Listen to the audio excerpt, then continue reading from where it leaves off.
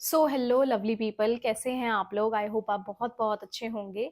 तो आज की जो वीडियो है वो बहुत इंपॉर्टेंट टॉपिक पे है, दैट इज कि कंसिस्टेंसी फॉरएवर के अंदर क्यों ज़रूरी है और कैसे बनानी है ना? बहुत सारे एएसएस या बहुत सारे न्यू पर्सन्स जो अभी शुरू करना चाहते हैं, उनके माइंड में क्वेश्चन आ रहा होगा कि मैम मैं फॉरएवर शुरू तो कर लूँ, लेकिन कल को अगर मुझसे ना हुआ तो? है ना? और कई जो एएसएस ऑलरेडी शुरू कर चुके हैं, उनके माइंड में ये आ रहा है कि मैम मैंने शुरू कर दिया है, लेकिन मुझसे रेगुलैरिटी में काम नहीं हो रहा। तो मैं ऐसा क्या करूँ कि मुझसे रेगुलैरिटी में काम हो? तो आज हम उसी टॉपिक के ऊपर पूरी डिस्कशन करेंगे। इस वीडियो को एंड तक देखना, बिकॉज़ मैं एक मैनेजर हूँ फॉरएवर लिविंग में और आपको बहुत अल्टीमेट और डीप नॉलेज दूँगी। मैंने अपनी टीम में बहुत सारे लोगों के लेवल्स कराए हैं, तो मुझे पता है कि आपको उस ट्रैक पे कैसे डालना है। अगर आप इस वीडियो को एंड तक देखते हो, ये वीडियो आपके लिए बेस्ट होगी। तो स्टार्ट करते हैं बिना किसी देरी के। सो फर्स्ट थिंग फर्स्ट, आप इस बिजनेस में क्यों आए हैं? अपने आप से एक सवाल करिए। जब आप इस बिजनेस में ज्वाइन हुए थे, या आप एक न्यू पर्सन है या असिस्टेंट सुपरवाइजर हैं, आपने 100% कुछ सोच के इस बिजनेस को देखा है और शुरू किया है, ठीक है ना?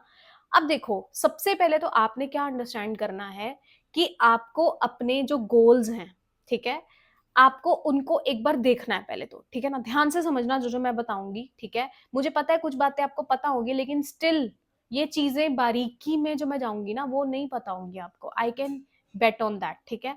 सो देखिए, आपको सबसे पहले अपने गोल्स को देखना है, ओके?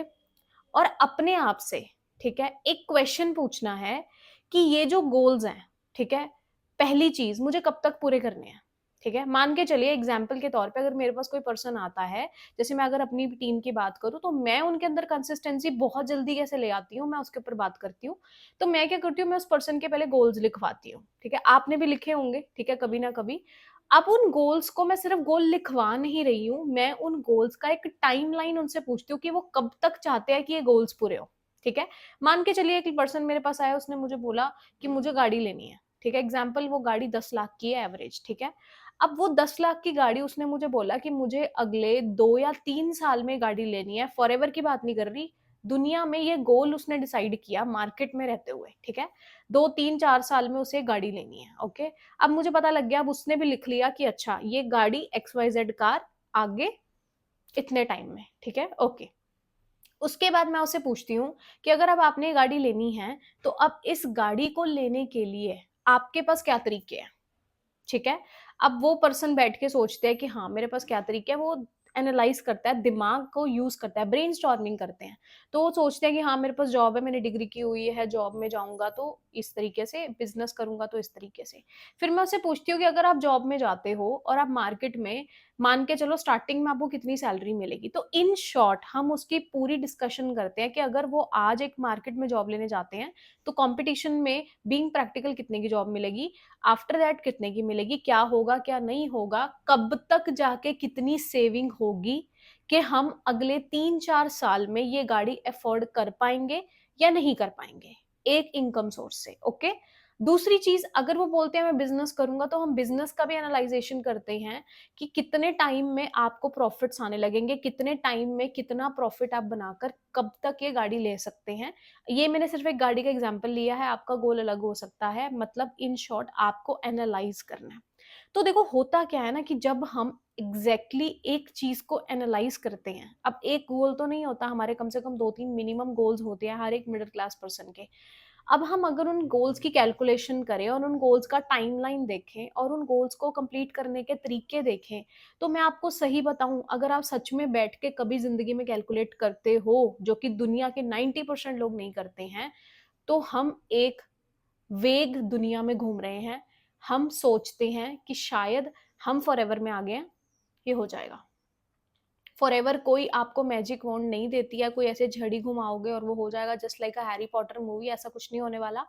आपको एनालाइज करना है, प्रैक्टिकल होना है और प्रैक्टिकल होके उस पे एक्शन लेना है। तो जब हम फॉरएवर में भी आते हैं और हमें ये डीप क्लैरिटी नहीं होती कि अगर मैं 1 साल काम करूँगा जॉब या बिज़नेस में, तो मैं कितनी सेविंग करूँगा। यही अगर मैंने फॉरएवर में काम करा, तो मैं फॉरएवर में कितनी सेविंग कर सकता हूँ? अगर मैं इतने एएस बनाता हूँ, अगर मैं इतनी टीम बनाता हूँ, तो उस टीम से इतना-इतना अगर निकलता है, मिनिमम से मिनिमम रिजल्ट भी हम कैलकुलेट करें, तो कितना-कितना क्या हो सकता है?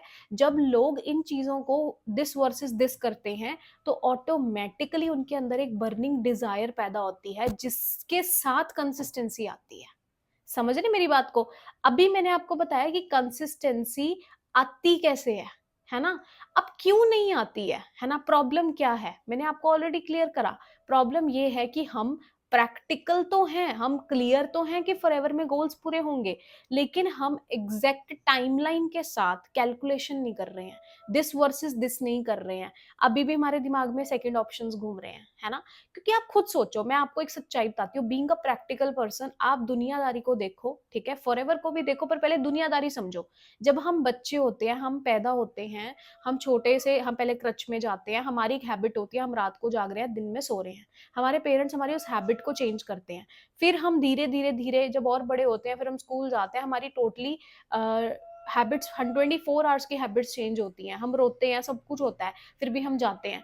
उसके बाद हमें रेगुलैरिटी और कंसिस्टेंसी के साथ ए, बी, सी, डी, ई, एफ सब पढ़ाया जाता है और हमारे न्यूरल पाथवे क्रिएट होते हैं माइंड के अंदर, ठीक है?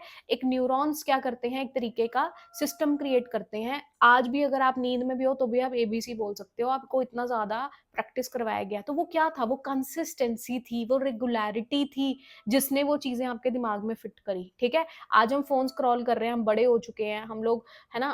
तो आज हमारी हैबिट बन चुकी है फ़ोन स्क्रॉल करना, वो कंसिस्टेंसी ने न्यूरल पाथवे क्रिएट करा। समझ रहे हो मेरी बात को? आज अगर हम लोग जॉब में जाते हैं, वी आर प्रैक्टिकल इनफ, हमें पता है कि जॉब के अंदर अगर मैं जाऊँगा, ठीक है? तो मेरे को पहले 6 महीने ट्रेनिंग लेनी पड़ेगी। हम किसी अनरियलिस्टिक एक्सपेक्टेशंस के साथ नहीं जा रहे हैं। We are being real.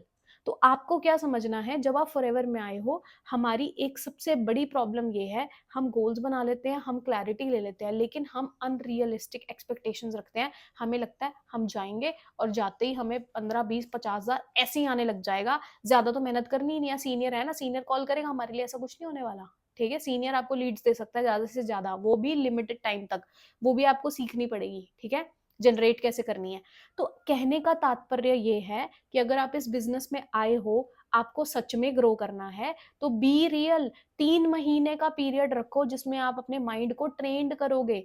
3 महीने, कहते हैं ना 1 महीने में हैबिट्स बनती हैं, 3 महीने में हैबिट्स पकती हैं। पकती कहाँ है? यहाँ, न्यूरल पाथवे बनते हैं, ठीक है? जब वो चीज़ आपका कंफर्ट ज़ोन बन जाएगी, जैसे टॉप 20 के लोगों के लिए ये कंफर्ट ज़ोन बन चुका है।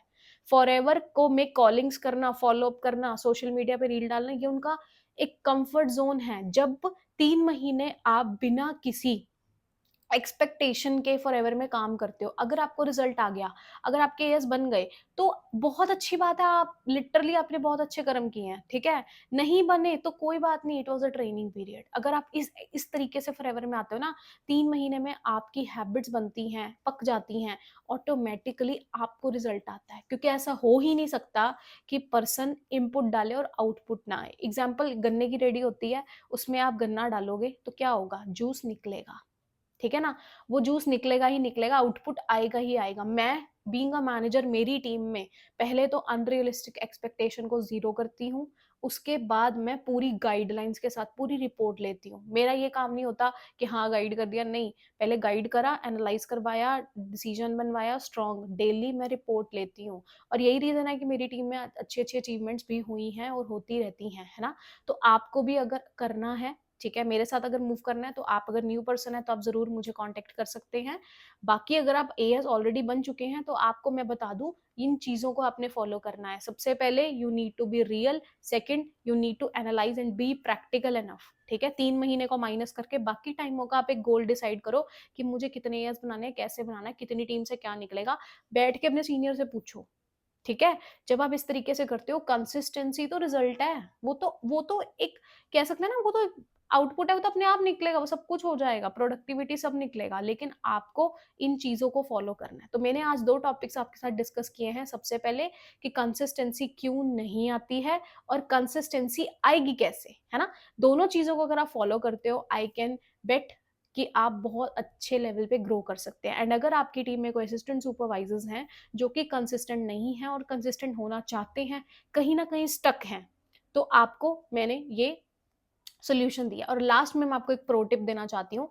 देखो, आपको कभी भी ना सब चीज़ें एक साथ नहीं करनी है। मैंने 3 महीने का एक शेल्टर पीरियड क्यों उठाया है, क्योंकि देखो 3 महीने में ऑब्वियसली बंदा गिरता है, उठता है, सँभलता है, फिर गिरता है, उठता है, सँभलता है ना? सीखता है, एक-एक हैबिट करके आपको बनानी है। मुझे पता है अगर हमारे फॉरएवर में 5 से 7 टास्क हैं जो कि आपको डेली करने हैं, जो कि टॉप 20 के लोग करते हैं, तभी वो टॉप 20 में हैं। तो वो 5 से 7 टास्क को कंफर्ट ज़ोन बनाने के लिए आप एक ही दिन में सब कुछ नहीं कर सकते।